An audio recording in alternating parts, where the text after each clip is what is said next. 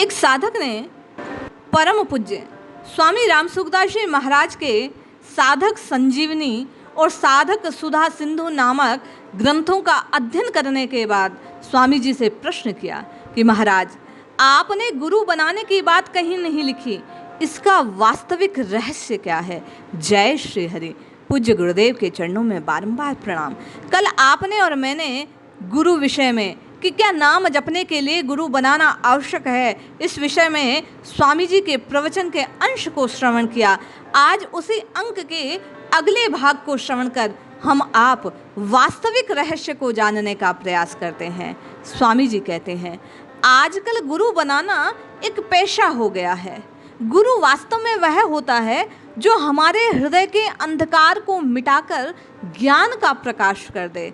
ऐसा गुरु मिलना आजकल असंभव जैसा हो गया है।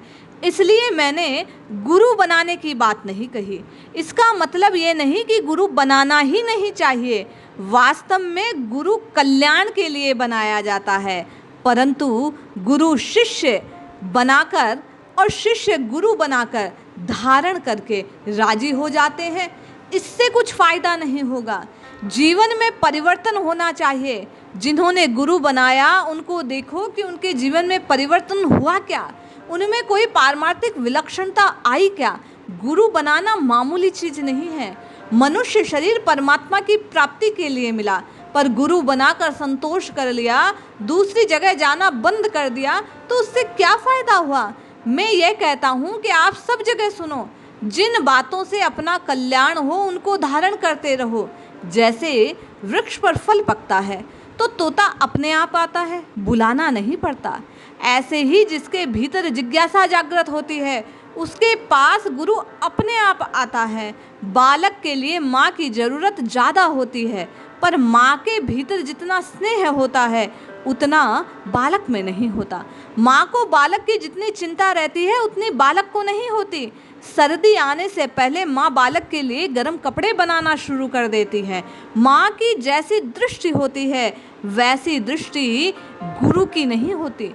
जो असली संत हैं उनके हृदय में अपना कल्याण करने की जितनी चिंता है, अपने कल्याण की चिंता क्या आपके हृदय में है? परंतु आजकल जो गुरु बनते हैं उनके हृदय में कल्याण की चिंता है ही नहीं। वे खुद तो कल्याण कर नहीं सकते, दूसरी जगह जाने देते नहीं, तो लाभ हुआ कि नुकसान? आपको अपने मतलब की बात सबसे सुननी चाहिए, सुनकर धारण करनी चाहिए। किंतु आज के गुरु आपको एक जगह बांधे रखते हैं। जिस प्रकार एक नदी का जल बहता है तब तक स्वच्छ है, रुकने पर मलिनता आ जाती है, उसी प्रकार आप जब तक शास्त्रों को स्वाध्याय नहीं करेंगे, भिन्न भिन्न श्रीमुख से श्रवण नहीं करेंगे, तो आप उसकी भिन्नता को, अद्वैतता को, हरि की कैसे जानेंगे? आपने साधक संजीवनी और साधन सुधा सिंधु दोनों ग्रंथ देखे भाई, उनमें जीव के कल्याण की बात की क्या कमी है? साधक संजीवनी को देखकर संतों ने मेरे से कहा, जो कल्याण चाहता है उसके लिए एक पुस्तक काफ़ी है। इस एक पुस्तक में कल्याण की सब बातें भरी हैं, वह गुरु नहीं तो और क्या। ऐसी कौन सी बात गीता में अथवा साधक संजीवनी में, साधक सुधा सिंधु में नहीं जो गुरु बताएगा? जीव के कल्याण की कौन सी बात कम आई? परमात्मा प्राप्ति के मार्ग की कौन सी ऐसी बाधा जिसका समाधान गीता में नहीं हुआ? कल्याण की ऐसी कौन सी बात जो गुरु से नहीं मिलती, गीता में नहीं मिलती? गीता एक अलौकिक ग्रंथ है। गीता जैसा ग्रंथ मैंने देखा नहीं। स्वामी जी कहते हैं, मैंने गीता को ही गुरु बनाया। आप बताएं ऐसी कौन सी बात है जो गीता में नहीं है?